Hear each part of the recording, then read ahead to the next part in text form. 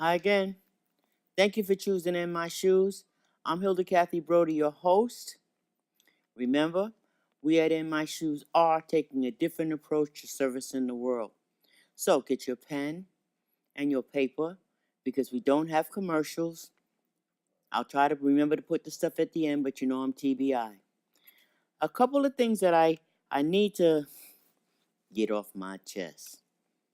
First, folks who have Optimum, help me understand this about Optimum. You pay a rate for the modem, for the box.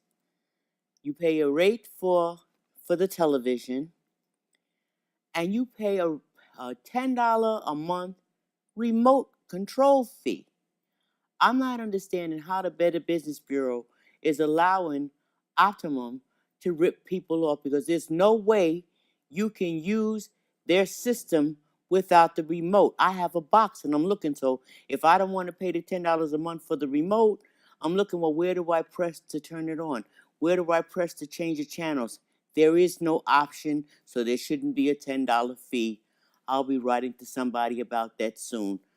You can reach me at queenpin53@yahoo.com if you agree with me, because a nickel here, a dime there, $10 there, $10 there, $15 there, it all adds up. And if I want to spend my money, I want to spend it on me, not give it away. Secondly, the Williamsbridge station.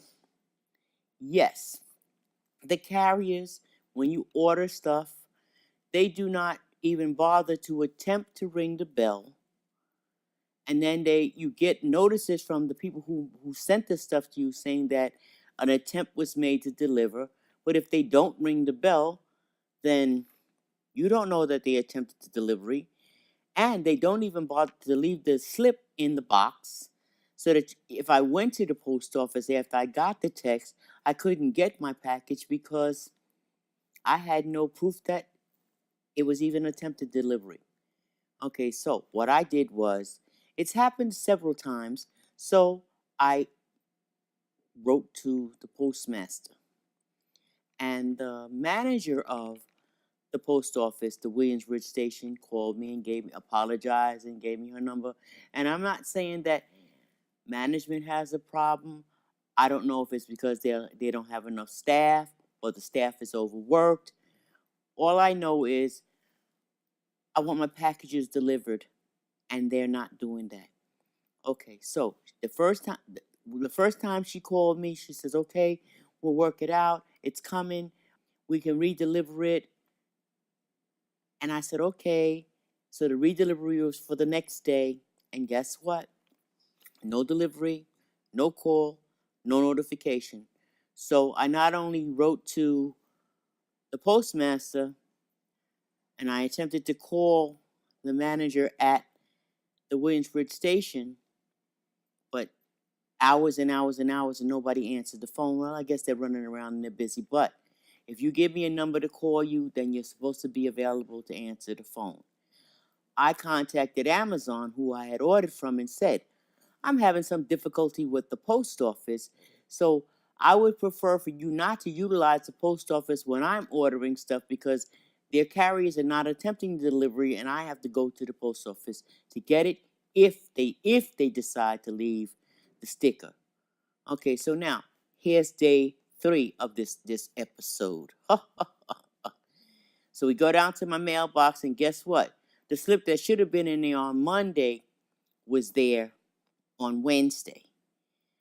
I go online and I check, and they indicating that my package is going to be delivered on a day that I knew the post office was going to be closed. So I emailed the postmaster again, who said, and told him that, well, I know you're lying. Your carriers lie, and now you're lying to me because the post office is going to be closed on that day. So why would a delivery be made? Anyway, the upshot is they're very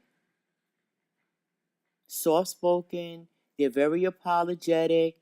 The post office is, and I'm not having a problem with that. I understand that times are difficult, but People who get the job need to do the job. So I got a letter from the postmaster, and I have his personal number now because I said I sent an email because I was livid. I was going out of my mind. I have a TV show, and I'm going to tell the world about the Williamsbridge station because if somebody doesn't say anything, then problems remain the same. So I got a letter from him apologizing again. Unfortunately, he was provided with misinformation because he's under the impression that the carrier attempted to rang the bell and attempted delivery and just didn't wait long enough. Well, the carrier never attempted. So I'll send another letter to him thanking him, but I need the carriers just to do their jobs. That's all we're asking for.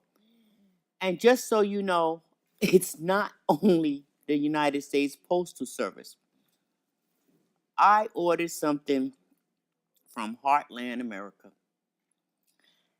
2 heaters for my brother because they're freezing in North Carolina. They are freezing in North Carolina. You have to really, and I'm saying all this because I know that people say, well, what the hell, who cares about this? But if you don't track your packages now from point to point, you don't know what these people are doing. Because what happened was I checked on the date that they said it was going to be delivered, and it says package delivered. So I checked the other one, it says package delivered. So I called my brother in North Carolina and I say, the heaters that they've been delivered. I'm so happy for you. And he said, what heaters? And I'm going, no. I'm going back online and I'm checking. I'm seeing, make sure that they delivered. It says left at the side door. He says, we don't have a side door.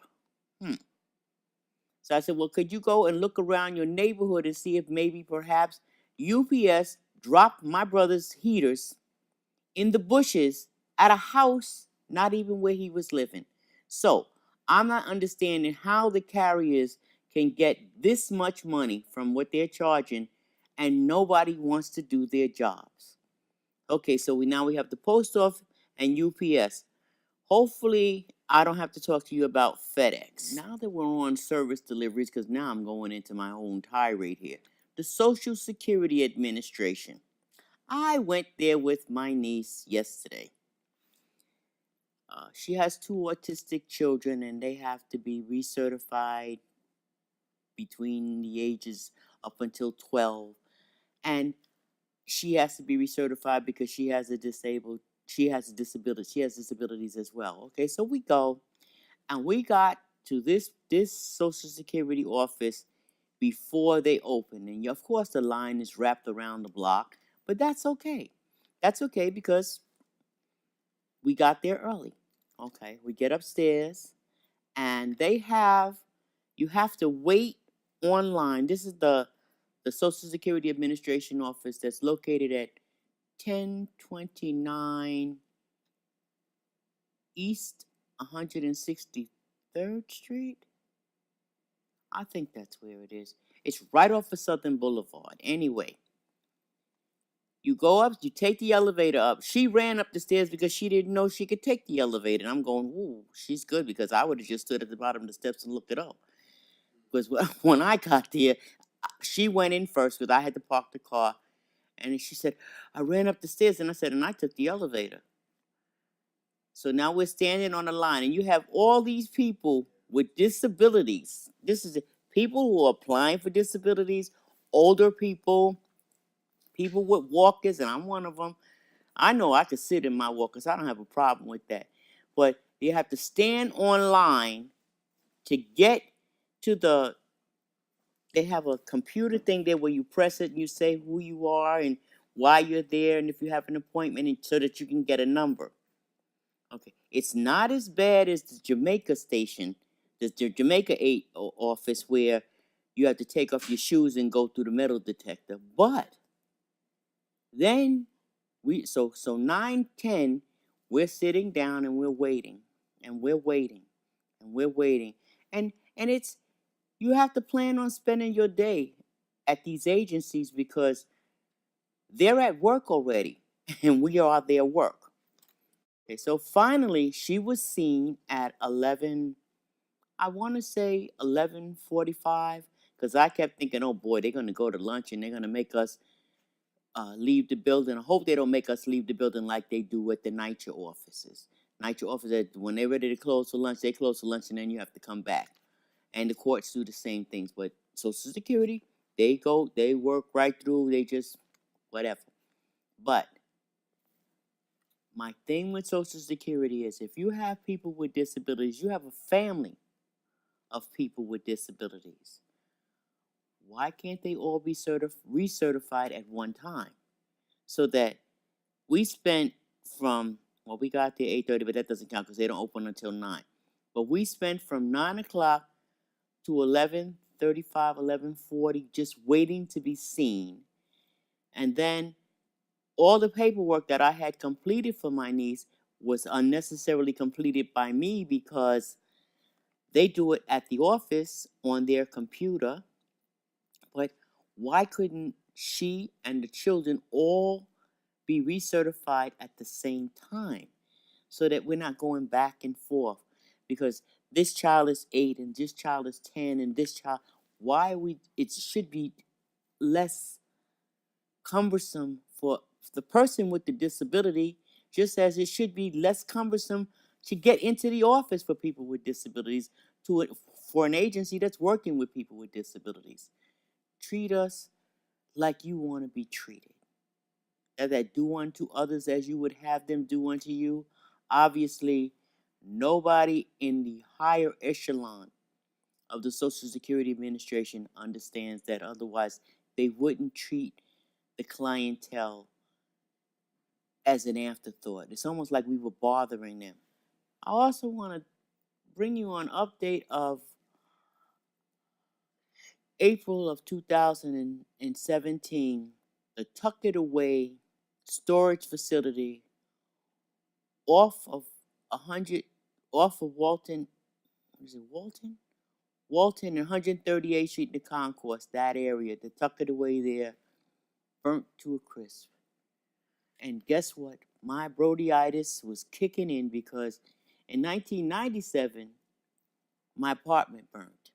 And I had very precious stuff that was saved. And I was thinking, oh boy, let me get my stuff out of here. Oh, God wanted me to have it, and that's why it didn't burn. It wasn't even singed. And guess what? I put it in storage, and guess where it was? In Tuck It Away.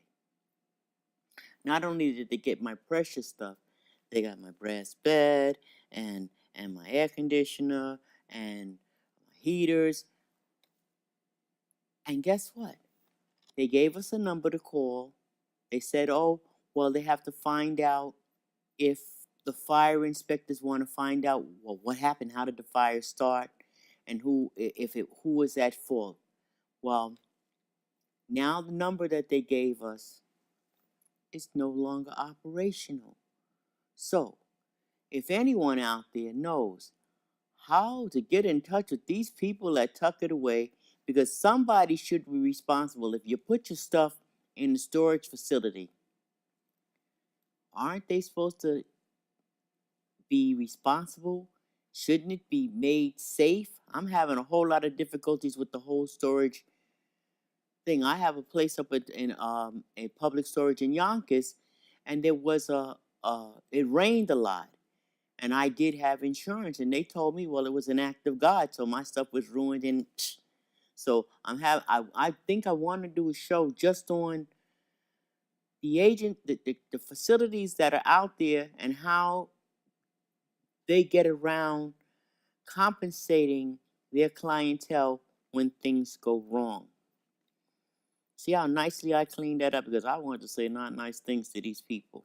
I got an email from somebody recently about, I was having a conversation with one of my guests about longevity in marriage, because I have friends who've been married, one for 41 years and one for 40 years this past September. And someone, I think, were married for like 53 or 54 years. This is in our community, because when we look at what's going on in our community, we see broken families and kids running amok and everybody, and these are couples. So I'd like to have them on. I may even try to contact President Obama because he and Michelle have an ideal marriage as well.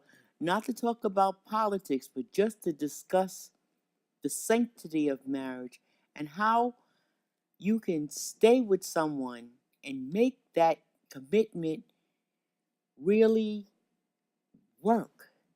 And I know that marriage is work, so really, really work, and not, oh, I'm not getting along with you. I want a divorce, and I'm moving on to the next one because I'm so sick of the why are you leaving, and why are you not trying to make it work? There's a reason that you took those vows, and you take them because it's sacred.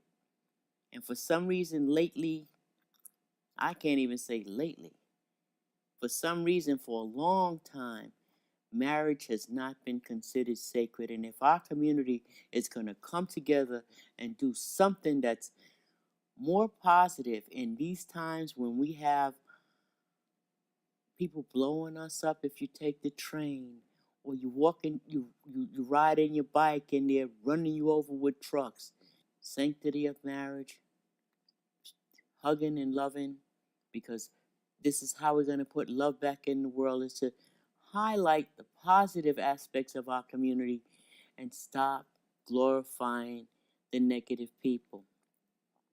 We really are at war. People tend to not want to really acknowledge the fact that we really are at war.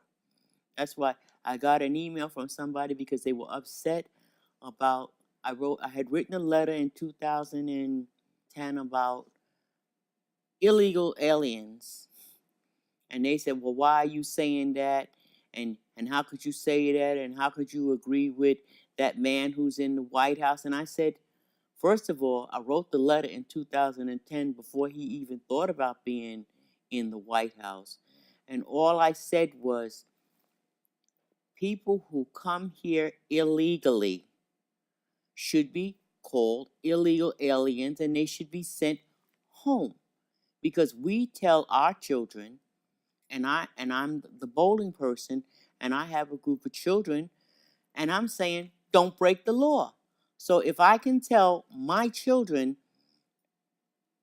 not to break the law, to follow the laws of the land, then we cannot continue to condone people for whatever reason came here illegally to break our laws and say it's okay.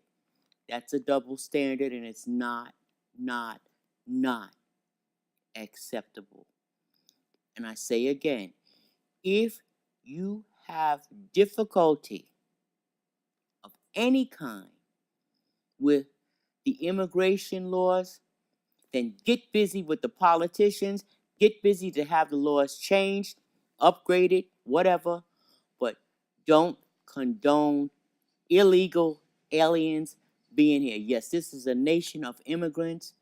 My grandparents were immigrants, but they came in the right way. They came in through Ellis. They came in the right way. And that's all we're saying is, if we are at war, we want to know who you are, where you come from, why you here. Are you here to do good things? Come on, help our country grow. Because no other country, if you go to another country, if any of us go to another country, we have to demonstrate why we there, how long we staying. And if you don't leave when you're supposed to leave, they send you home. And that's all we're saying. We're not saying put them in jail. We're saying send them home and let them come back the right way. I think it's a waste of money to build a wall. I think you need to take that money to enforce the immigration laws. Use the money that you waste to build the wall, because by the time you build the wall, they'll have built a tunnel. Hello, they're still going to come. Enforce the laws that are in place. And I don't mean just sending people back. I mean, if an employer is hiring undocumented illegal aliens, then that employer should be made to pay the fines. If the landlords are housing illegal aliens, then the landlord should pay the fine. And that's how we fund the undocumented issues, by finding the people who are or helping people to break the law. My opinion. That's all. I forgot to talk about Chelsea Gaynes. So we're going to throw back to some of the things we discussed on her last 2 appearances, but she is really dedicated to getting the word out about L.A.M, and I'm going to let her say the words because I really cannot pronounce that disease that she has, but it's messing up her lungs. She got a new lung, and she had several infections, and now her body is rejecting the new lung. So she's gonna need another transplant. But her spirit is beyond anything that I've encountered, and that she's not downbeat about it. She knows that it's all gonna work out, and she wanted to come back on just to give us an update and to let us know that life is wonderful and we should live each day, each hour, and not put off stuff that we're going to put off till later, because nobody is promised tomorrow. Whether you have a disability or not, nobody is promised tomorrow. So let's get our stuff in there today. Lymphangioleiomyomatosis. It's a rare progressive lung disease, and it's characterized by a smooth muscle cell that invades the lung tissues. And once it invades the lung tissues, it creates cysts or blood packets, and those grow uncontrollably. And eventually, they can burst and cause pain, and they invade the lung tissue, and they grow, and they damage the cilia within the lungs, and they constrict the airways. They constrict the oxygen from moving freely within the lung tissue. And you're here because? I'm here to spread awareness. Thank you, because I never heard of it. Yes. Okay, so it affects women of childbearing age, and it affects a few men. There have been about 3 or 4 cases of men who have been found with it. It goes misdiagnosed as asthma or bronchitis, emphysema. It goes misdiagnosed in a lot of women, and usually it takes a bronchoscopy or a biopsy of the lung or a chest X-ray to diagnose it. Okay, so have you been sick your whole life, or did it just come on you, or? I was diagnosed with asthma as a child, and I was diagnosed with lymphangioleiomyomatosis at 16. I need you to say that one more time. Okay, I'm gonna have to spell They also have a short name for it, L.A.M. L.A.M disease, L.A.M? L.A.M, yes. L.A.M. Yes.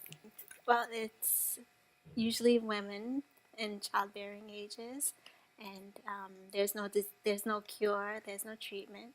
Well, there is a treatment that has come about since 2012, which is sirolimus. It's a medicine that prevents it from progressing in some women, but it doesn't work for all women. And the only other treatment is lung transplant. A lung transplant? Yes. She has just now been placed on the lung transplant list in October. I didn't know they transplanted lungs. Yes, they do. The video. Wow. Say hi. Oh my God, don't get me in it. Please. Video bomb. Look at how fast she's walking.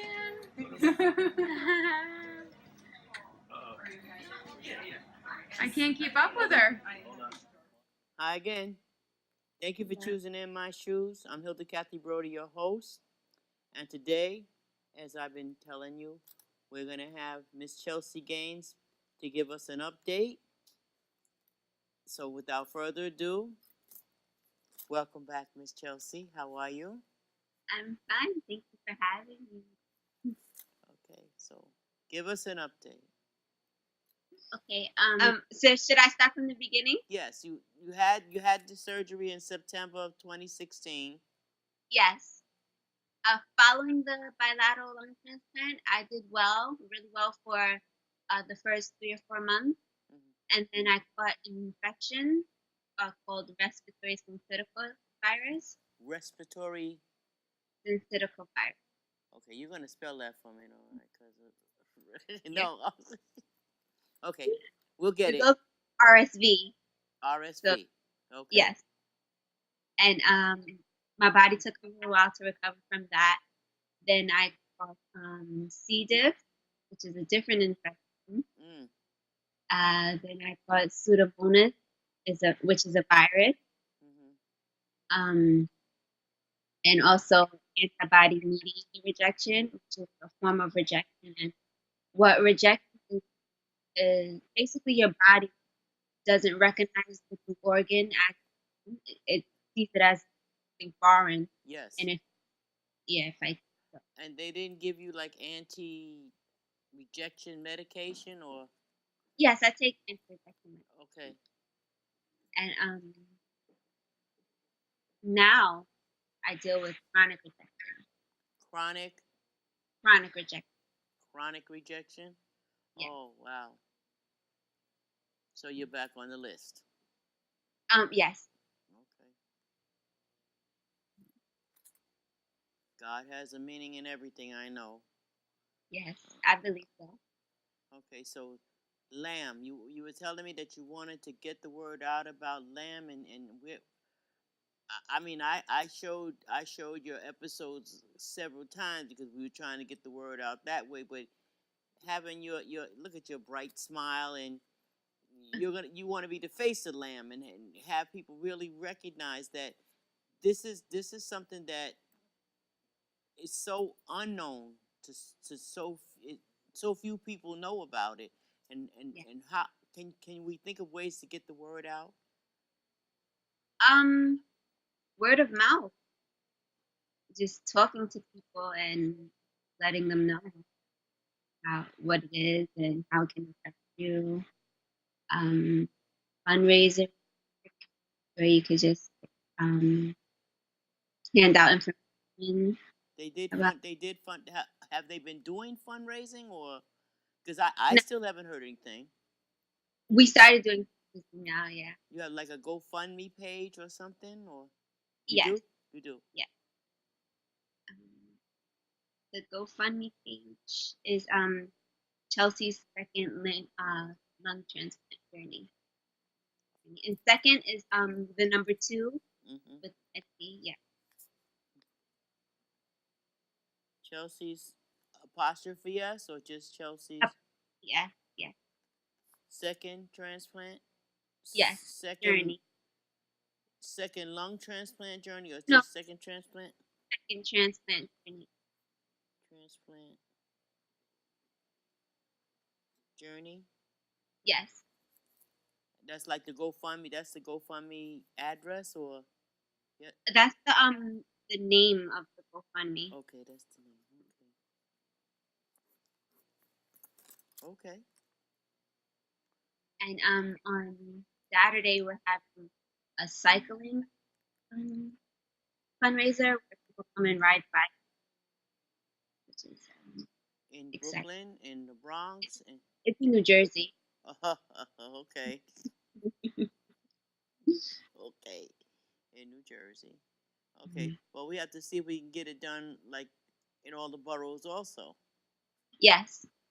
This will be the first one, Mm-hmm. so maybe the next one will probably do it in Queens. It'll be more accessible to everyone. That'll be good. That'll be good. Okay. So how's your mom? My mom is doing as well. She's doing well.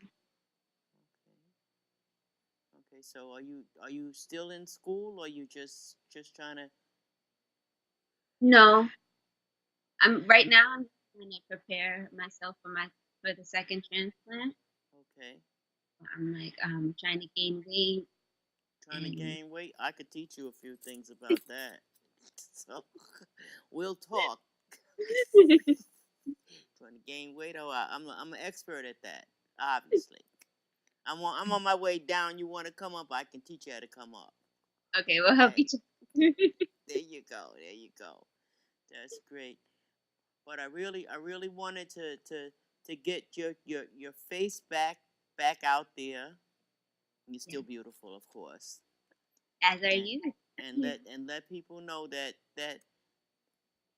we just don't put you there and then say, okay, bye bye, so long, take it easy. But we really stay in touch, and we Yes, really want to make a difference, because if we're really saying that we're taking a different approach to service in the world, this is how I'm trying to do it, and I'm hoping that we can get a whole lot more people to run in the fundraisers, and to go to the GoFundMe page and have you back on the show live. I will be. All right, Yes. all right. Okay. You Thank have any? you. Okay. You have anything else? I don't know. I don't think that's it. No. Okay. Well, Any I more was giving questions? you your moment, because I mean, so many of our young people are just looking. This is a way to get younger people involved in activities as well. They have time to because so many activities for young people have been taken away. Yeah. So this is a mission that could make a difference, and Yes. make them feel good about themselves, and to make you feel good too. Yes. Okay, so we're going to share this with, because I now have a group of young people who email me on a regular basis. They make me laugh. Mm. Because I put young people on and say, talk to me, help me out, and they were going, you actually really mean you want to hear what we got to say? And I said, yes, I do want to hear what you have to say, and I have some things that I want to say to you as well, and we want to try to provide you with information and lead you in the right direction, which is all any of us really need. Yes. So I want to thank you. And I know we see Brodyitis kicks in. We had difficulty with the Skype only because you know me, and we know it always works out anyway, but we call it Brodyitis, and it's a good thing, right? Yes. Okay, so you be well. Be Thank you well. so much. You. Lovely Okay, speaking love to you you. too. Tell your mom I said hi. I will. Okay, take it easy now. You need to see that L.A.M, and I still can't pronounce it. These people need to be recognized. These people need to be assisted in, because lung transplants, think about it, a lung transplant, something difficult. But she's a trooper, and she says that everything is going to work out, and she believes that it will, so I believe it as well. So there, our strong young people need our strongest support. That's Chelsea's second transplant journey. This is so she's such an uplifting young lady, and we're saddened that she has to go through this again, but we are praying that the next time she has a transplant, it's a success, because this young lady has dreams and hopes and aspirations, and she has plans, and it has nothing to do with not being here. I'd like to have her meet up with our other young superstar, because I call my young people superstars, Justin Westbrook Lowry, because I think together they could make some serious changes in the mindset, which is what I've been trying to do, change the mindset of our young people, and have them heading toward things that are positive in this life. Okay. She mentioned some viruses and some difficulties that scare me. I can't even pronounce. I'm not even going to try. But again, her GoFundMe page, I don't know if it's a page, it's an address, it's a GoFundMe, Chelsea's CHELSEA second number 2 ND transplant journey, because we want her to know that we're all with her in this journey. She has L.A.M, and now we're asking for assistance. I forgot to talk about the recent elections. if nothing else, if we do nothing else in the next year, we need to make a concerted effort. And I don't mean talking the talk, I mean actually going to the Board of Elections, getting that paperwork, and going out and registering our neighbors.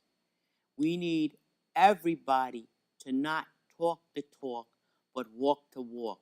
And when we say get the vote out, we mean don't think about doing it, do it. If we got to drive people to the polling places, but if we don't do something real soon, we in deep, deep, deep, deep, I don't know how deep we're going to be in trouble. Okay, they're talking about tax cuts for the middle class, but no one has been able to tell me where the middle class is, because I don't know. Is it 50,000? Is it 100,000? Wherever it is, I don't see the little peons, us, benefiting from a tax cut for the wealthy. If they said, we've had an increase in our employment rate, but salaries haven't gone up. If food has gone up and rent has gone up and utilities have gone up and the salaries are still below standard, what are we creating? They're talking about homelessness.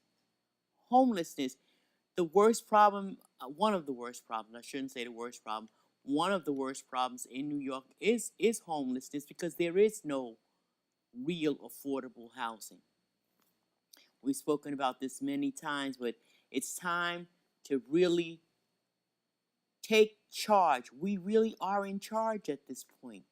If they can get a Democratic senator in Alabama, then why can't we get the people that we need to be in office in the offices, so that they're not having us running around throwing our hands up, being afraid? Because right now, people are getting a little shaky about how things are going.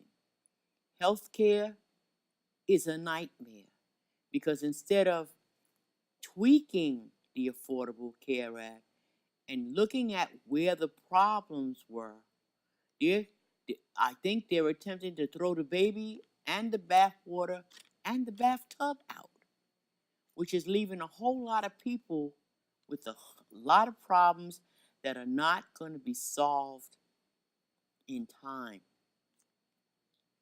The other thing is, someone sent me an email about Social Security, disability, and SSI the application process.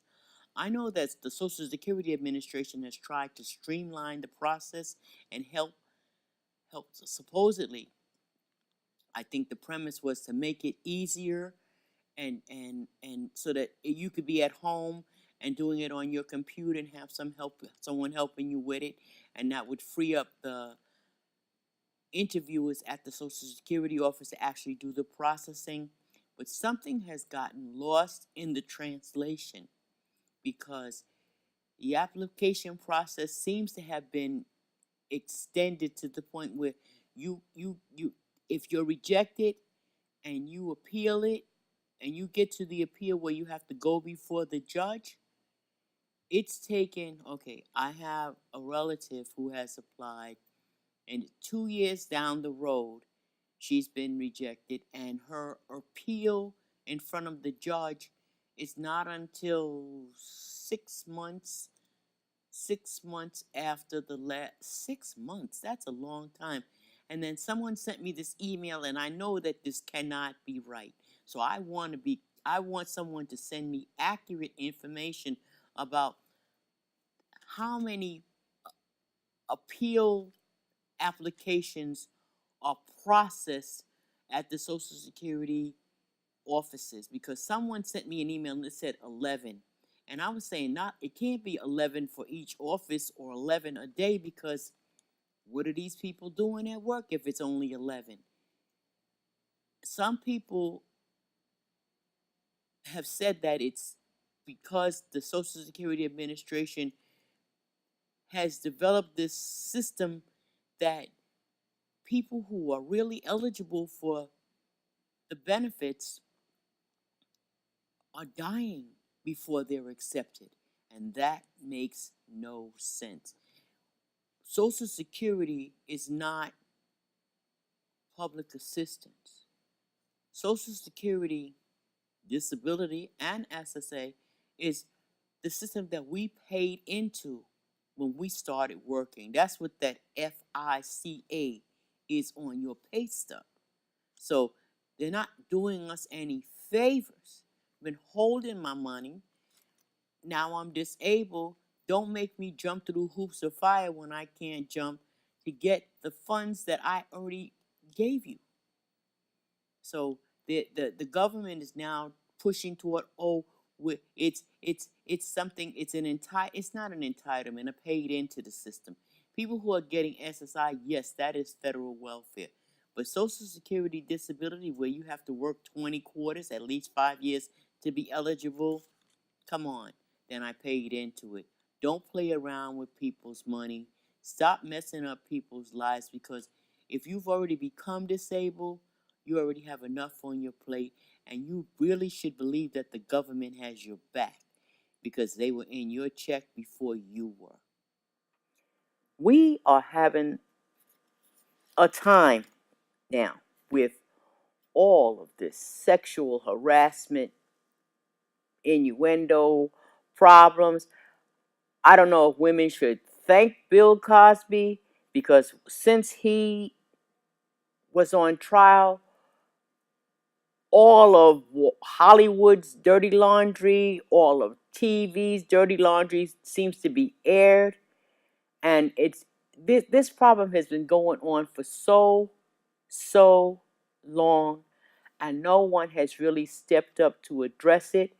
So finally, now you don't have to sleep with your boss to get the job. You just have to be good at the job. Hopefully, it's because women are now saying, we ain't taking this mess from you guys anymore, and you're paying the price. I mean, who would think that Charlie Rose from CBS and Matt Lauer from NBC and Franken, what is his name? Al Franken, the senator, and Conyers, the congressman, they're all, because they never thought much of women anyway. And somebody told me that it was because they were cheap, low-life pieces of doo-doo who didn't want to pay for it, who just wanted to take it and thought that they had the authority to do it. Well, they don't. And I'm glad that they're busted. And women, if you have been harassed, touched, abused, assaulted, tell on the son of a guns. Because nobody has the right to touch you if you don't want them to touch you. And nobody should take your living from you because of it. So there, I had my piece on that. And I want to thank the women who exposed Bill Cosby, because that was the start of the avalanche. It's years and years of culture. And I think it's not going to happen overnight, but at least there's hope. There's hope that they're going to stop this mess real soon. And this is what we're telling people. Nothing beats a failure but a try. But you have to try, but you have to have a plan. Why is it so difficult to convince people to plan? Plan A, I want thus and so. Plan B, if that doesn't work out, there should be an easy segue into plan B. And if that doesn't work out, then it should be a plan C, just in case. Because hopefully, if you've planned A correctly, then we don't have to do plan B and C, but we should have it there just in case. I'm about to reconnect with the Reentry Consortium, the New York Reentry Consortium, because I think that I'm going to be able to convince them to actually find a way to let me get to the prisons as the inmates are coming in. We are hoping, I'm praying, that we can do my career planning workshops with the people who are coming into the prisons. And it's 12 hours, and it's kind of, we're fighting with the system, but I think that if we can get that 12-hour workshop into that system, we can have a better outcome with recidivism. They won't come back, and they'll be spending their time in prison actually studying how not to come back to prison by finding a skill or finding a career or finding something other than being a criminal. Because obviously, being a criminal hasn't really worked for them if they're in jail. And I don't understand why we haven't been able to get across to our young people, well, people in general, that jail is not the place that will help you to grow, will help you to live. And what are you contributing to this society? We tend to forget that we're all here. We're on earth for a reason. I don't think that God placed us here. I know God didn't place us here to hurt other people, to steal from other people, because we have all these commandments that tell us what we can and cannot do, what we should and should not do. But somehow people have gone by the wayside, and people tend to use bad things that happen to them as a reason to do bad things. It doesn't work that way in real life, though. In real life, something bad happens to you, hopefully the justice system will take care of it, or I found out that God takes care of it better than any system out there, because I found out that one of the men that was raping me when I was a child died of prostate cancer in a crazy house in Pilgrim State. So there was nothing that I could do about it, but in time, God took care of it. We have to use the resources that we have to help us to get through the hard times that we're about to go into.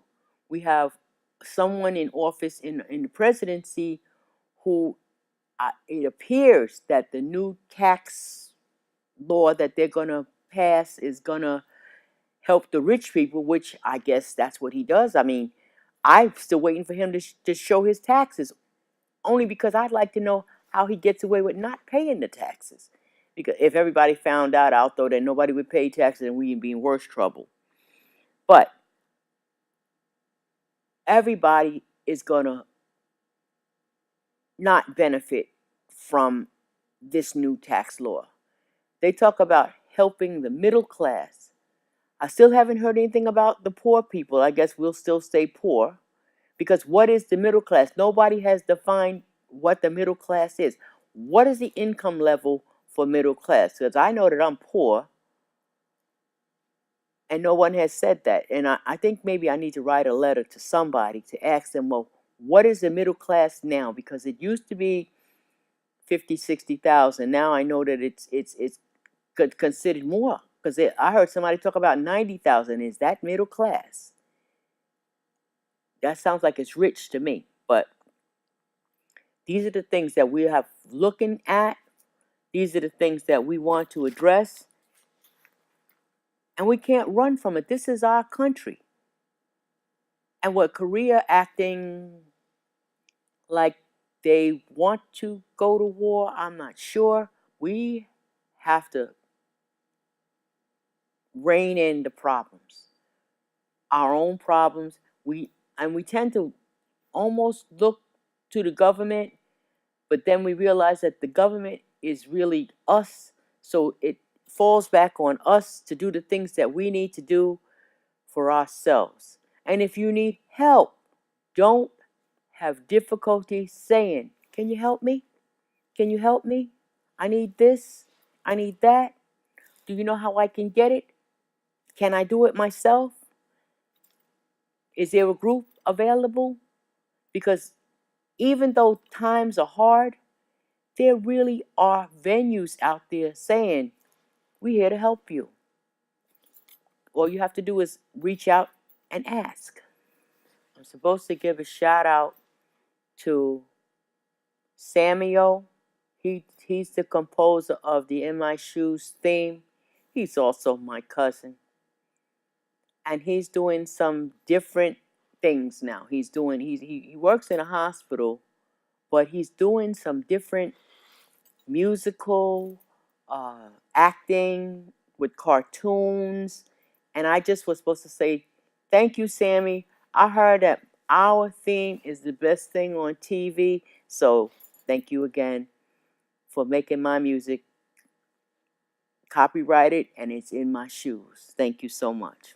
I was also supposed to give a thank you to my nephew, Glenn Leon Adams. He is an inspiration. He's had a lot of difficulties and has overcome them and shown that I can be in business for myself, I can take care of myself, and I can pay it forward, which is what we tend to do. We don't pay back, we pay it forward. We're helping, and he's helping his nieces and nephews, which is what we're really about. Because if you're helping, you're not hurting. Just like I said, I wanted our youth to be interns and not inmates. Help people. And that's why In My Shoes is in existence. So that we can provide you with the information you need so that you can go out and get the help that you need, or give it to the people, give the information to someone you know. But if you don't know, you can't get the help. So I want to thank you for choosing In My Shoes, and I'll be with you soon. Be well. Yeah, M.A.M got a message for you. Yeah. I've been less offended by the boxers or the sagging pants in our community. I got a song for you. Check it out. Here we go. Come on. Pull your pants up, pull your pants up. Pull your pants up, pull your pants up. Pull your pants up, pull your pants up. Yeah. It's the new style. Come on, Colette, talk to me. Say, Mr. Harris, sagging jeans is an epidemic. That's right. One that I've never been a fan of. And I can't stand how these young men, they sagging, they dragging. Come on, pull your pants up. And I know us girls, we in the wrong for not putting these fellas on. You got the power. But I'm offended by boxers. And I think that we all should be. Come on, help me. Pull your pants up, pull your pants up. Pull your pants up, pull your pants up. Pull your pants up, pull your pants up. Why? It's the new style. Come on. Pull your pants up, pull your pants up. Yeah. Pull your pants up, pull your pants up. Pull your pants up, pull your pants up. It'll make your mama proud. Here we go. We living in a world affected by an epidemic. Sagging jeans and sweatpants is how men living. Need to set the example to make the future right. So hear our message when we hit you with the chance. Pull your pants up, pull your pants up. Pull your pants up, pull your pants up. Pull your pants up, pull your pants up. It's the new style. Pull your pants up, pull your pants up. Pull your pants up, pull your pants up. Pull your pants up, pull your pants up. It'll make your mama proud. I know you heard your belt say. You know your belt was talking to you this morning. Said, come on, just take me with you. I just want to help you all day keep your pants up. I just want to throw myself around you and hang out with you all day long. But you know what? You didn't listen, so now we're going to have to tell you this. Come on, say it. Pull your pants up, pull your pants up. Pull your pants up, pull your pants up. Yeah. Pull your pants up, pull your pants up. It's the new style. Pull your pants up, pull your pants up. Pull your pants up, pull your pants up. Pull your pants up, pull your pants up. It'll make your mama proud. Oh, nice.